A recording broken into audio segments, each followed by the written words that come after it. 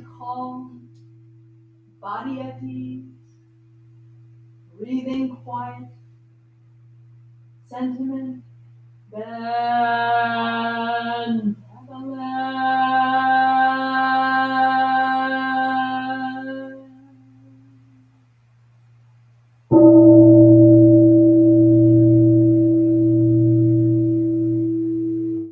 Dharma friends sitting still in vital silence,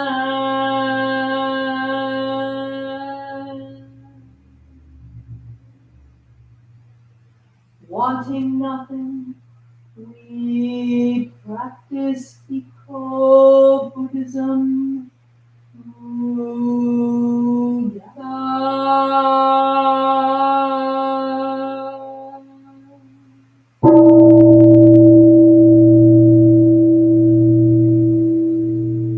The sound of the temple bell booms for all to cease from conflict.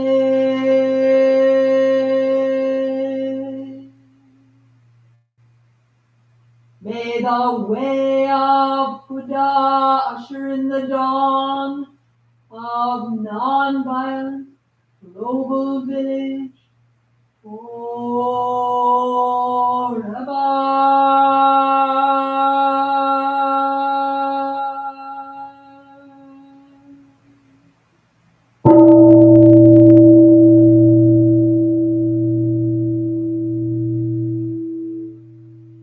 Here is the after sound of a bell.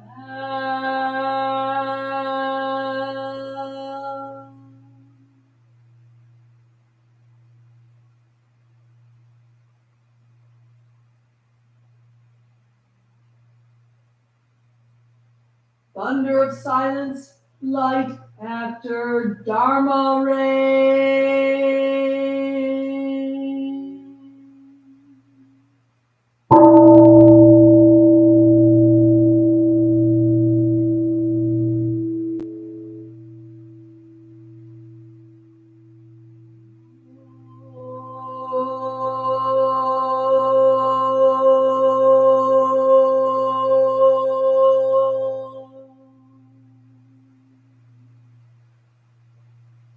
Amoga.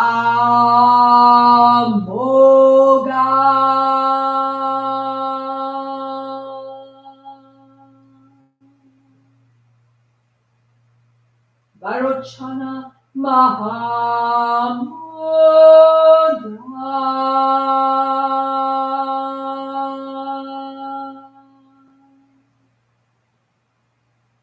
Mani Padme Jvala Pavartaya.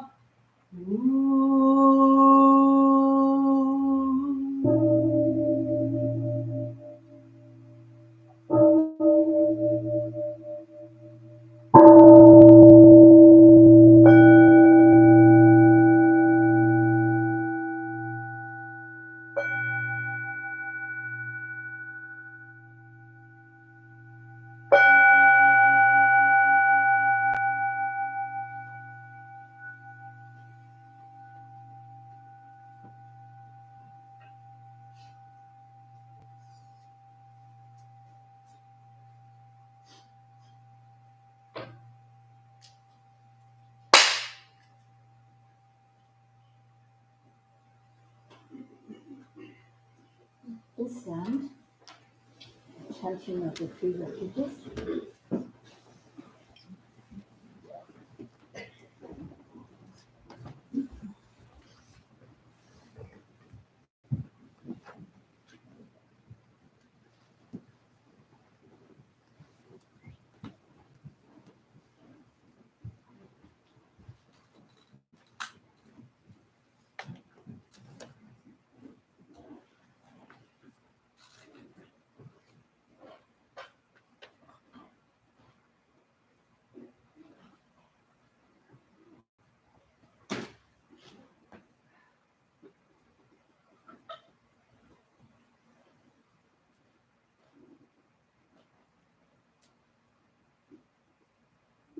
an extra candle that we light each Sunday morning for others.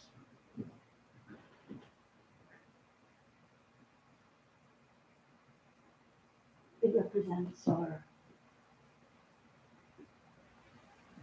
deepest wish that all beings experience peace and happiness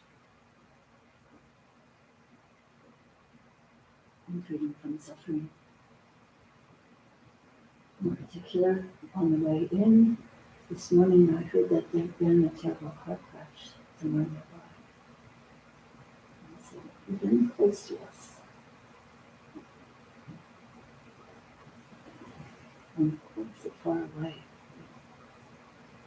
So this is a candle for all beings. We're going to do the 3 refuges.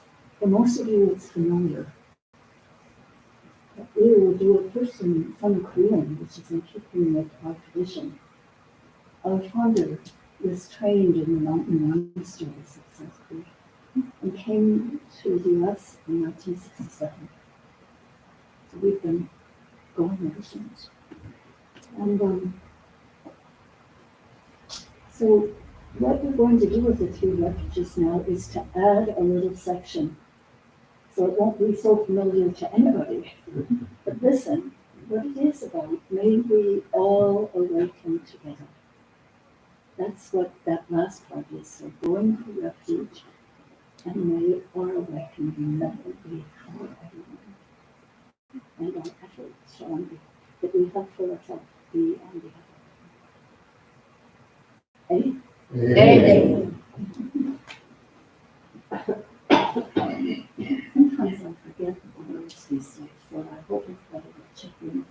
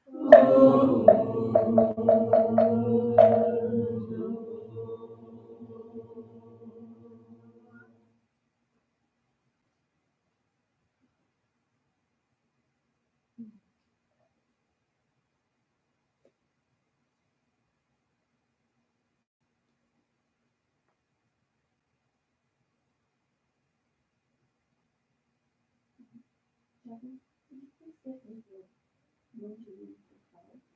And we forgot to read the last part that we just sang in English after we finished the third refuge in English. So that we can see the meaning of that. It's really beautiful. I think it's beautiful just the way we did it. It's really lovely. But to know the meaning is to see how fast it is. Okay, in English now. I go for refuge to the Buddha. I go for refuge to the Buddha, And resolve with all beings. and resolve with all beings. I will cultivate a heart of enlightenment. I will cultivate a heart of enlightenment, And realize the great way. and realize the great way.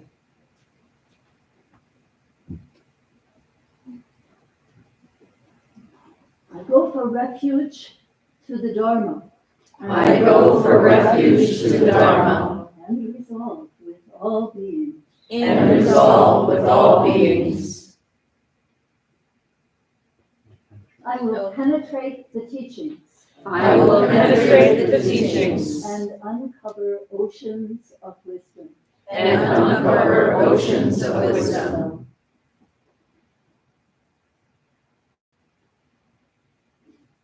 I go for refuge to the Dharma. To the Sangha. I go for refuge to the Sangha, And resolve with all beings. and resolve with all beings. I will seek peace and happiness for the many. I will seek peace and happiness for the many, And transform this world into Buddha land unimpeded. and transform this world into Buddha lands unimpeded.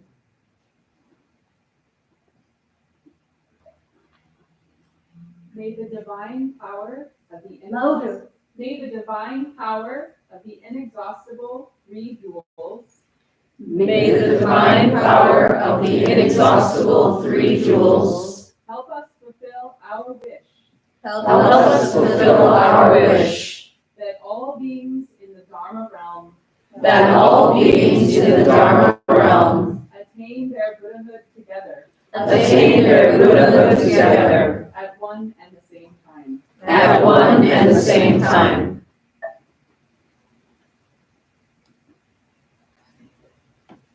Please return to your places for a period of meditation.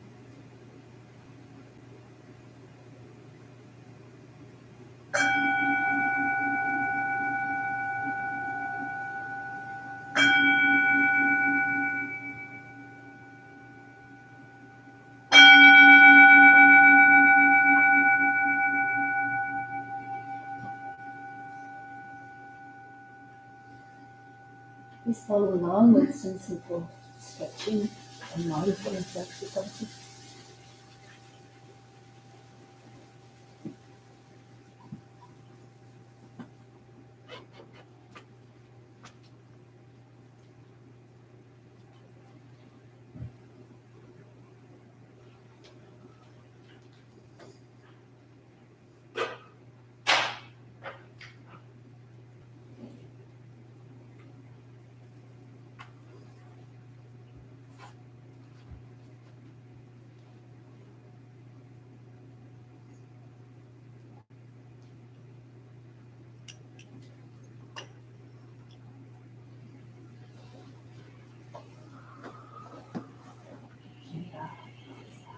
Stretching the spine. Inhaling as the body opens. Stretch away. And exhale as the body closes.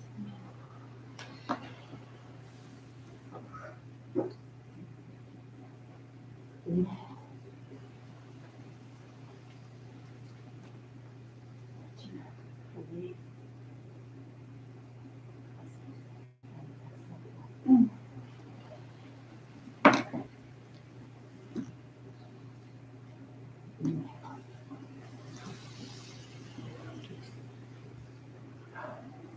Right.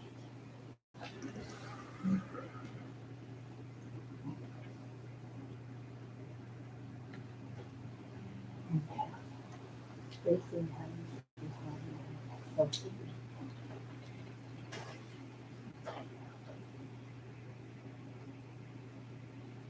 Inhale. Keeping the spine very straight and looking with your eye to the furthest point you want. Then inhale forward and exhale to the other side. Eyes to the furthest point. And release back to center, pointing fists, the bottom of the tongue. And keeping deeply. Inhaling up. Exhaling down.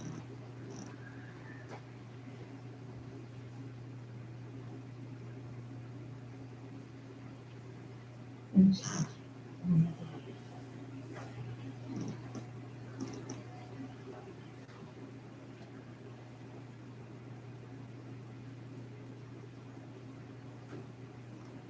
Coming up to center. And bending exactly sideways, not a little back or a little forward, but let the spinal vertebrae be opened evenly when you're bending, and change sides.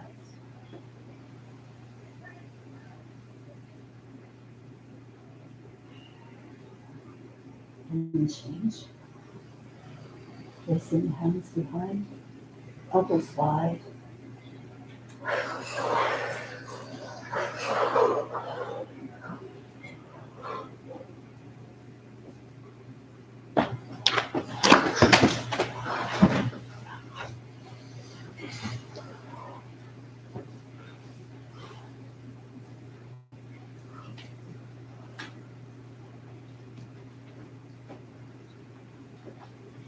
Could you please turn a bit in this direction? If you want to come a little closer to the on the carpet, you're welcome.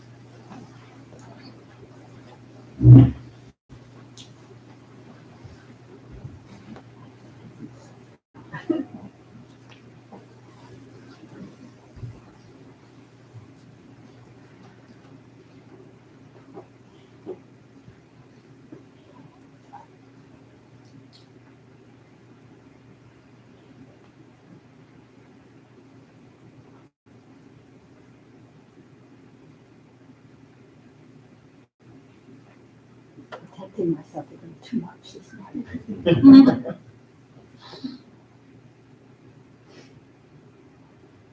Because I think I'm nervous.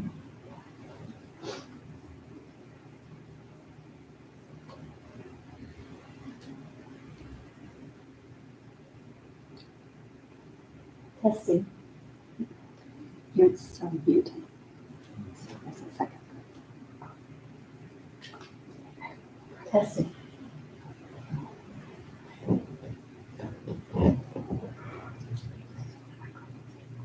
speak right into the microphone. You're so little white.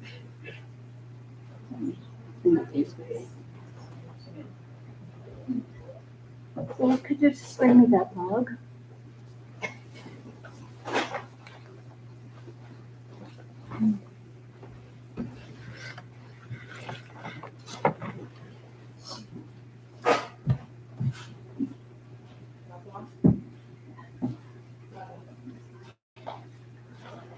My log podium.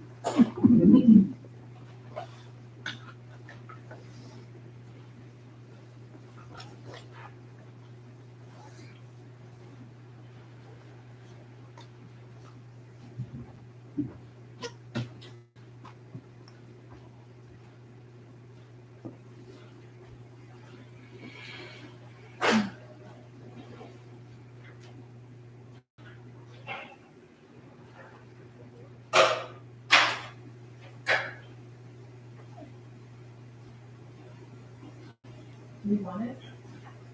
Did you want that? What is it, the white one? The cute? It would be better.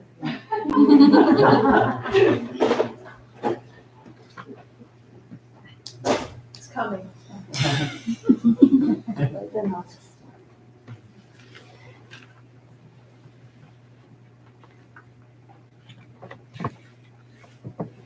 We've gotten into that snow this morning, salting again. At least the water is not running in the back door. Welcome in, each of you, from the 10 directions to this morning Sunday service in the spirit of come and see.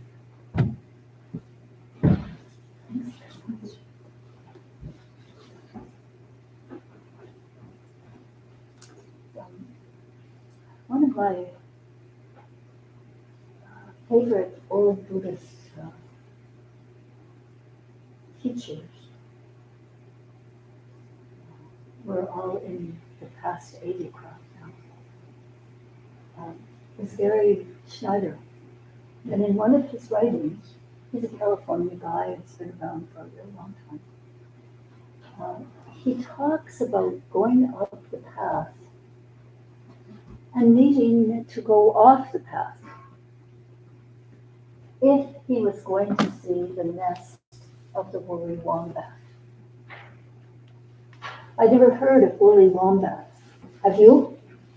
But the woolly wombat, from what I found out since reading that the first time, is this creature that can build a house out of sticks that looks like kind of an apartment house. You know, like tall, and it's really kind of special. And I was thinking, you know, we're actually in the search of woolly wombat kind of thing when we go off the path of the usual thing you might do Sunday morning, or the usual things that you do with your life, and you come over here to see what's up. So the spirit that the Buddha always put out was, come and see. So come and see and look around, but come and see more clearly. Wow. Okay. So here we are. And here I've been for the last while. And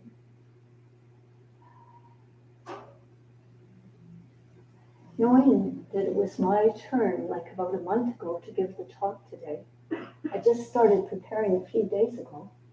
And really wanted, you know, don't give talks every time anymore. And so I thought, well, I have to do something really good. Well, I think everybody who gives a talk wants it to be like that. And so the only thing really that I wanted to do was to share a story with you. And I did a lot of other things, and the story is down in the list, but I think I'm going to tell it first. I'm going to read it to you first. And just to be a little more organic rather than having this controlled talk that I hope will be of use to anybody. Yeah. So, let's see. All right, so I've been looking at a lot of boxes of old stuff. Having been around for, over 40 years, I've got just so many boxes of stuff. And I found this. I don't even remember where I got it for, and it said Buddhist Stories by Peggy Morgan. And I decided to keep it in the bathroom as reading material. I have a little bathroom. And so I really, I don't encourage you to keep all your Buddhist books in your bathroom. And so then I found this story, and I don't know it well enough to tell it in a way but I'm going to read it to you. And two stories on one page. And then we'll go on with some other stuff I had planned. But okay. So it's called Crossing to the Pure Land. Crossing to the Pure Land. So the Pure Land is kind of a place where all the precepts are kept in the spirit of not to harm, but to cherish all life. There's great harmony, there's great stability, there's great humility in the Pure Land. So what's a pretty good place? It might be the place that we'd really like to be or create ourselves in our own neck of the woods. Okay. All right. Crossing to the Pure Land. At a Pure Land Buddhist temple in the 13th century, the abbot had reached the age of 69. In his temple, a tradition had developed over the years. One of the previous abbots had decided at the age of 70 that he would arrange to be nailed into a little wooden box, which would float like a boat and be pushed out into the ocean toward the west, which was where the Pure Land was. This was done with great ceremony, and it was believed that he was sailing to the western paradise of Amitabha Buddha. The western paradise is also called the Pure Land. It is believed that Amitabha Buddha created this realm out of his compassion for beings. Those who call upon his name with faith will go there after death. In that Pure Land, Amitabha uses his skillful teaching to help beings to nirvana, to awakening. Buddhists who follow this way and use the Buddha name Amitabha as a practice are called Pure Land Buddhists. You might have heard of them. After the first abbot's crossing ceremony, subsequent abbots followed the tradition when they too reached the age of 70. As our 13th century abbot progressed through his 69th year, people began to talk to him about the preparations for his crossing. He had not really realized before then that it was assumed that he would continue the tradition. And his 70th birthday seemed to be approaching rather rapidly. He felt psychologically boxed in. There seemed to be no way of escape. If he refused to be sent out to sea, he would be letting down his many followers. They thought that their abbot was a great man and expected him to make his crossing with great faith and serenity. So he agreed. All the preparations were made, and with great ceremony, his box was floated out to sea, with him inside. Rather unexpectedly, there was a storm, and the box, after being tossed about a great deal, came back to shore. It was badly battered, and inside it was the abbot was unconscious. His monks thought that the best thing to do was repair the box and push it out to sea again. As they were replacing the lid, the abbot stirred and tried to speak. A young monk noticed this and bent down to see if he could hear the abbot's words. He just caught them before the abbot died. The western paradise is right here, he said.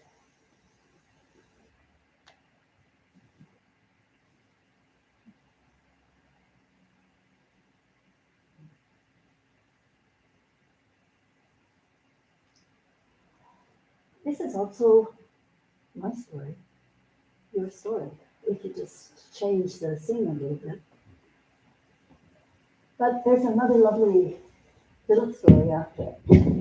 An old lady who was a member of the Pure Land Buddhist sect was walking along the street when she met a Zen master who rather teasingly said to her, "On your way to the Pure Land, eh, Granny?" She nodded. Amitabha is there, waiting for you, is he? She shook her head. Not there? The Buddha not in his Pure Land? Where is he then? She put up her hand and pointed to her heart, and then she continued her walk. The Zen master was surprised and pleased. He called after her, "You are a real believer in the Pure Land, Granny."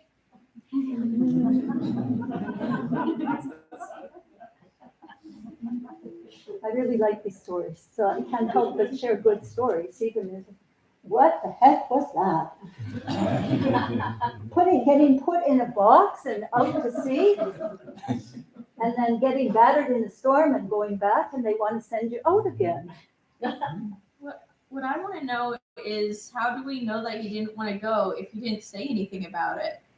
He didn't what? Like, wasn't the story mainly about how he was afraid to go? How is it written down that he was afraid of going if he went out anyways? Oh, well, probably the story is made up a little bit.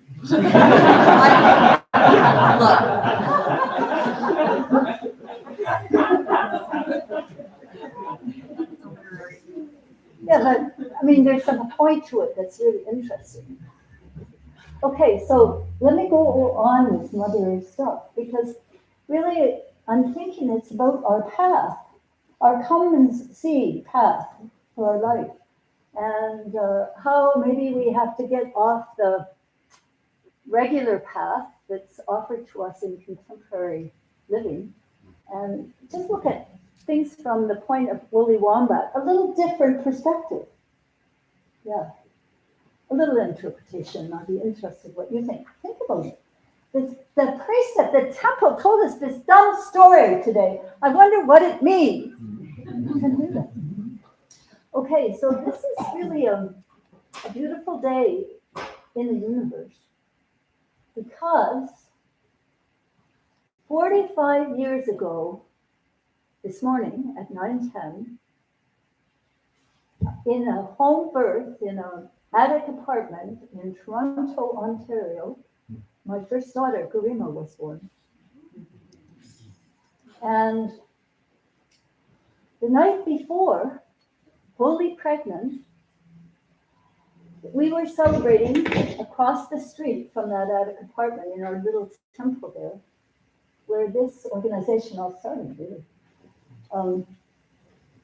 It had been a celebration of the Lunar New Year that year.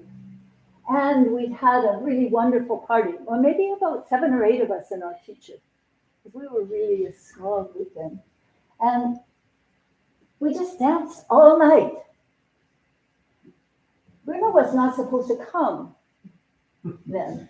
We're waiting for about a month. But I think because of the dancing, and then afterwards it was really a snowy winter that year in Toronto, and the banks at the side of the road were piled up to the point where I had to sort of crawl over them to get across the street. First the one on the temple side, and then the one on the third attic apartment side, and go up 3 stories to the attic and get into bed. And within a couple of hours, all the pains, the birthing pains, started to come. We called our Buddhist friend who was a doctor, and he showed up, and Bruno was born. And so she's celebrating her 45th birthday this morning. She's over in Illinois. And I'm wanting to tell you this story just because it's also a special time in the Buddhist life. But before going on to that, we lived across the street from the temple, And so the temple practice schedule was very available and easy for us to do. So my husband would take care of Garima while I would go over to practice. And each Saturday morning, we would have interviews with our teacher. And then when I would come back, then he would go. And when I went over the first time after Garima's birth, which was about a week after, I went to him, and he said to me, as I was sitting nose to nose with him, and this was the first time since the birth, Garima is your practice. You know, I was doing accounting practice on my breath at the time, but what he said to me was that my daughter was my practice. And that has been a kind of koan for me for my whole life since then. Because as long as we're alive, we still have relationship and how to work with that relationship. So he was kind of saying, relationship is your practice, and with somebody who's right in your nose. I just wanted to say that too. And then at the same time of year, centuries back, maybe around 530 BC, the Buddha had just awakened. And we've been talking at these services for a while, and we had our all-night sitting to commemorate that. And after he awakened, he didn't go out and say, well, I've done it, not at all. He didn't know what to do with his awakening, so he sat down for, it said, and there are many accounts, it said, I want to figure out what to do with this awakening. He said, I don't think there's anybody who would understand it. So he sat, and after 6 weeks, so one story goes, he got up and was on the road. And he happened to meet Maha Brahma Sambhati, I think. He's the king of the gods, disguised as a gentleman walking along the road. And Brahma, the king of the gods, said to him, oh, look, you look like you've really got something. And the Buddha said, well, yeah, but I don't think there's anybody who will understand this. Everybody has sand in their eyes. And the king of the gods, metaphorically speaking, I would just say, well, there must be somebody who could hear what you've learned. And the Buddha really had to be persuaded. And he finally thought, well, maybe those 5 ascetics that I practiced so strongly with, I would look and see where I could find them. He also thought about some of his teachers, but most of them had died. So he made his way to a place called Deer Park in India and met these 5 ascetics who had really put him down when he left to just go stop doing ascetic practices and decided to meditate. That they thought he'd lost his guts to waking up. And he decided, no, he had to bathe and take some food and sit down and see what he could find. And so when he first approached them in Deer Park, they were rejecting. Here's this failure of a guy. But he had a different look to him. And when he asked if he could sit with them, they said, yeah, for sure. And so then when they asked him questions and they talked with him and sat with him, they said, it was almost like the first exclamation of the 3 refuges. I'm with you, with the Buddha, the Dharma, the Sangha. Yeah. And so everything developed from there. And it is said that he taught the first sutra on the turning the wheel of the Dharma, the 4 noble truths and the Eightfold Path at that time. And so then the Sangha began to grow very, very quickly, actually. So that was around this time when he made his decision to begin to teach. So it's a pregnant time. Yeah. So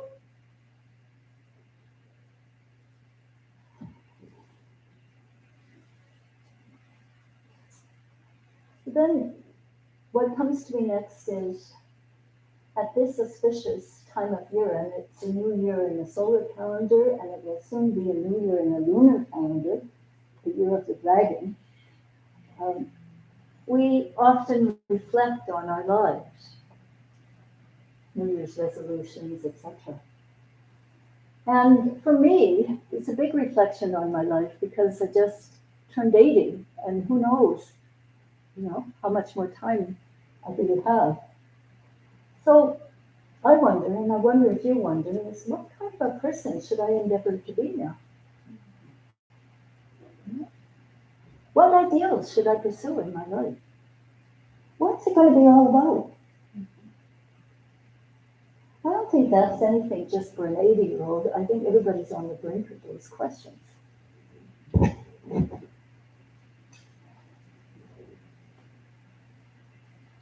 So, because I've been here for so long, I think, okay, well, it's my duty, at least while I'm able, to offer some things for you folks. So today, the story was one of them, which I was going to do last, but then first I was going to talk about 4 basic Buddhist principles that we really have to come to, Embrace. Hmm? Embrace. Well, that we have to embrace and know how to work with. There's 4 of them. If we want to pursue a path of waking up, maturing as a human being, just being as good a human being as you can. So here are the 4 principles. And I think you've probably heard them before in many different ways, but they really are principles which trigger us almost the most. You'll see. We get triggered and we suffer. And so with meditation practice, which I'll be talking about after these 4 things, they're a way to see clearly, to make some changes so that we don't get tripped up by not really understanding these 4 principles. So are you ready for the 4 principles? Yeah. Ready? Ready? Yeah. Good. Okay, let's see where we go.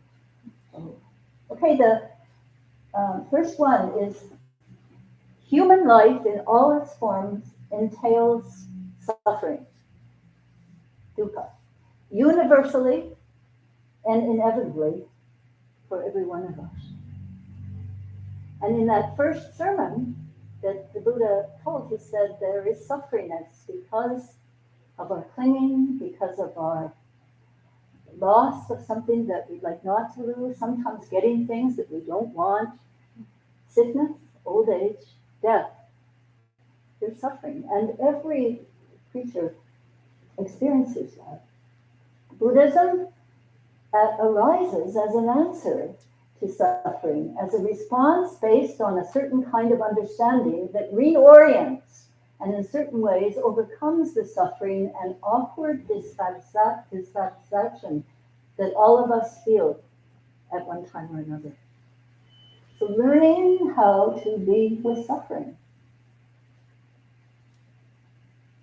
as something that is opening, enlightening, and humanizing for us. The second principle is impermanence. That nothing stays the same over time. All things are in process, in flux, changing from one state or condition to another endlessly. And that failure to recognize this and to adjust one's life accordingly leads inevitably to poor judgment and to forms of clinging and attachment that are doomed to failure in this world of constant change. Suffering, impermanence. The capacity to recognize and accept and begin to understand patterns of impermanence and change is one condition on which an enlightened life can be established, awakened life. The third thing, cause and effect. Cause and effect. Because of that, there's this. because of this, there's that. That all things arise and change over time, dependent on relations to other things. This is the principle of dependent origination or arising, that all things depend on others as their cause or condition. Nothing stands alone. So it's really important to understand cause and effect. We had a wonderful young Sunim monk with us this fall, and we would have discussions at the breakfast table regularly. And they would be about troubling things and all things, and he would always talk about cause and effect. It's all about cause and effect. And understanding that, oh, okay, I should not get so personally involved in this. So, suffering, impermanence, cause and effect. And the fourth one is that there is no self. There's no separate solid self. It's somewhere inside us or around us or holding under our feet. No, it's just not there. There is no self if by self we mean something identical and stable over time that constitutes the real me. And a lot of people come to meditation to search for that one sometimes, or else to search for that it isn't there, and how is it then? So then thinking otherwise, there's no such self or essential nature, and that like all things, I exist in relation to innumerable other elements in the world and change continually in correlation with changes in the world. We had this wonderful old bhikkhu, Venerable Vivekananda Nagasuri, who was asked to introduce himself at a group after many people said, well, I am a professor of social work. I am this, I am that. He said, I am form, feeling, consciousness. What are the other ones? Thoughts. Constantly changing. That's what I am. Yeah. So thinking otherwise then is there's no such self or essential nature, and like all things, I exist in relation to innumerable other elements in the world and change continually in correlation with changes in the world. And that if we try to reinforce ourselves selfishly or too much self, we usually always get ourselves into trouble, suffering. So those are the four major Buddhist teachings or principles that can trigger us and that we need to, through practice, work with. So as not so, it's just the way things are. Does that make sense? Does it make sense? Okay. So let's look at our meditation practice. Let's see what time it is. Oh.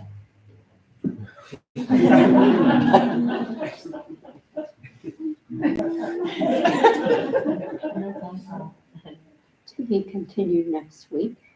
Pardon? To be continued next week. Yeah, it seems like it.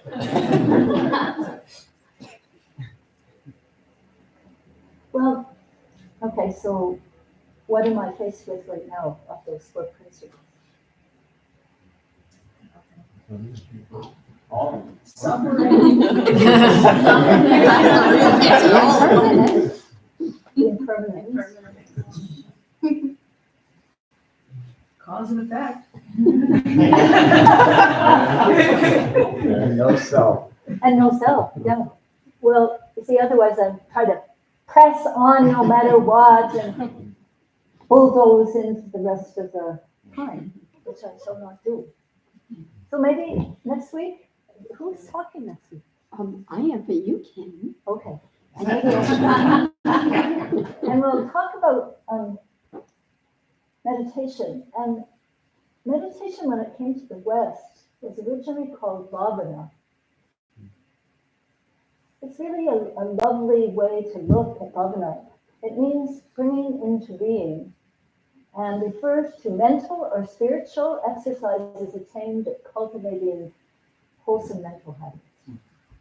So that's what we're going to get right into next week. In the meantime, this week, see if you can do some regular meditation yourself.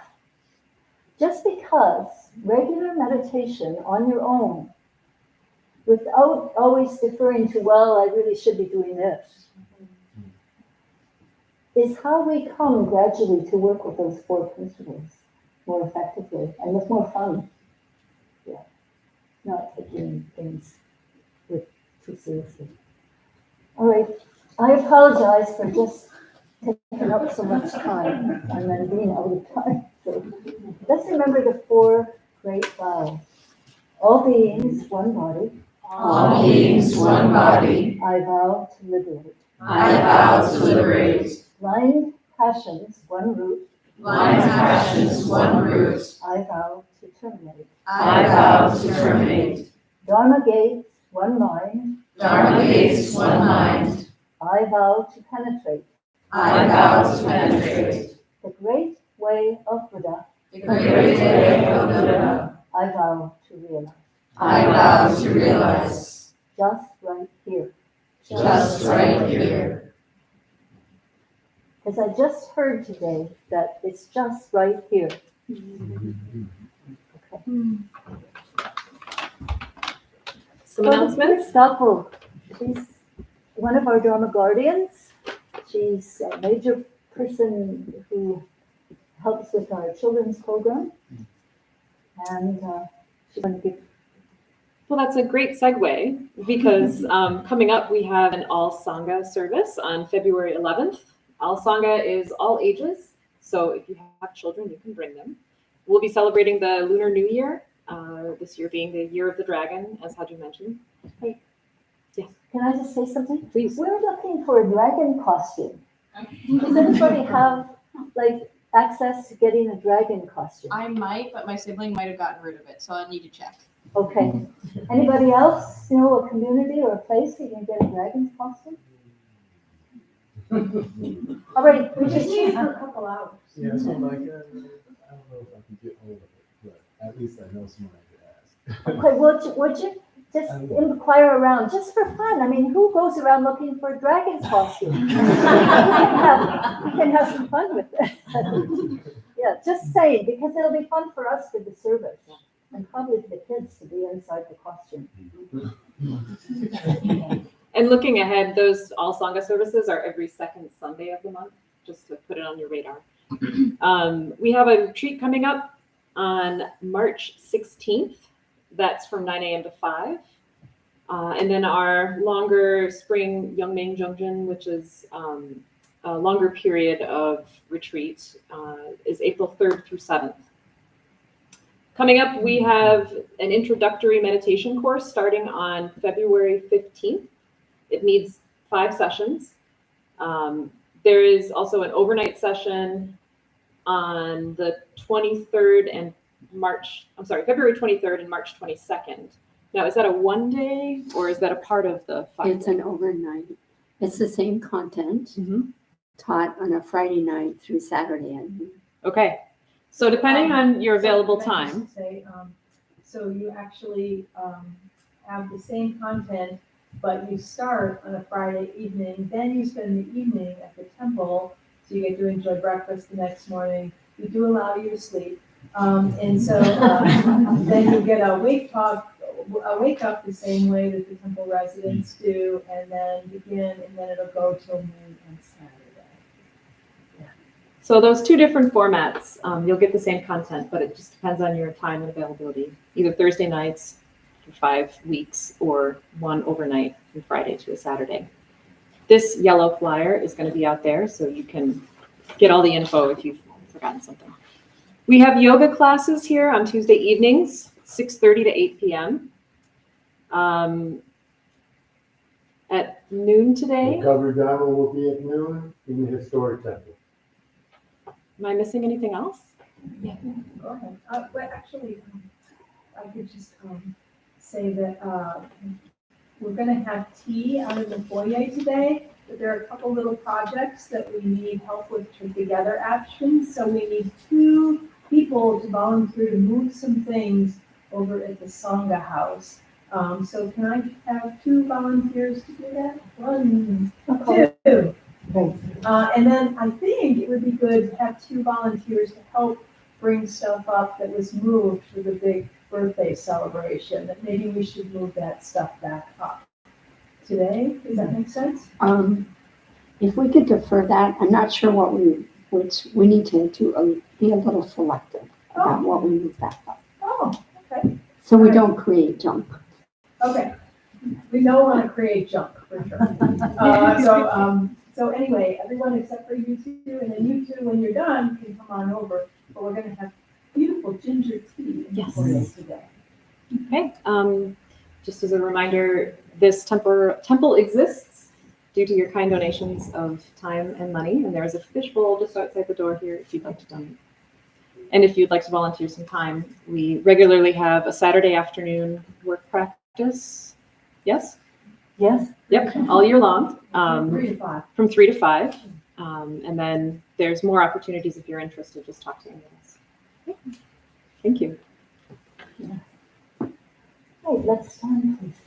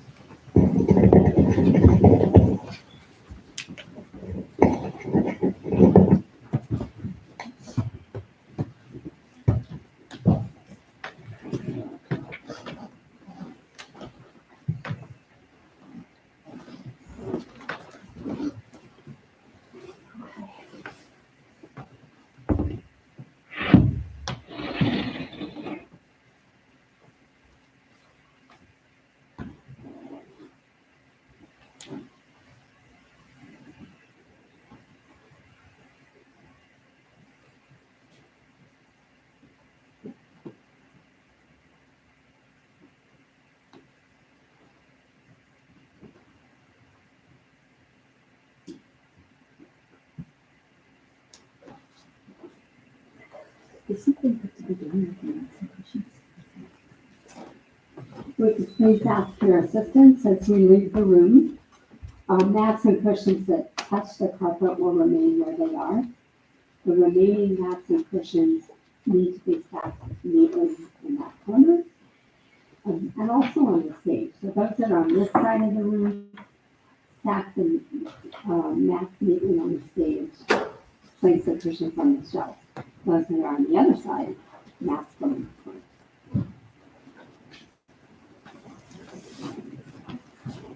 And try to create a stack that does not fall over.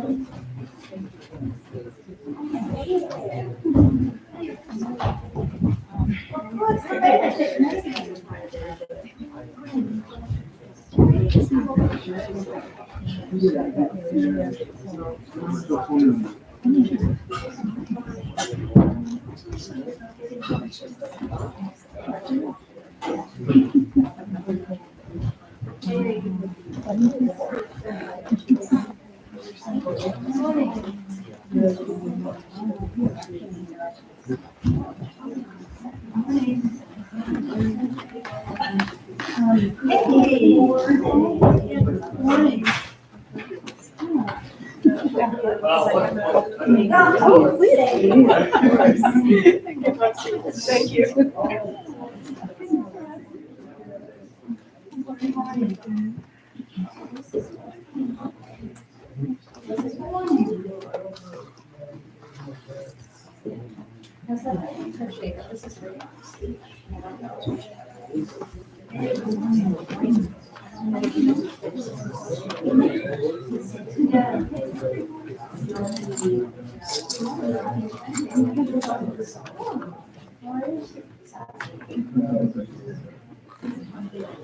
Good morning.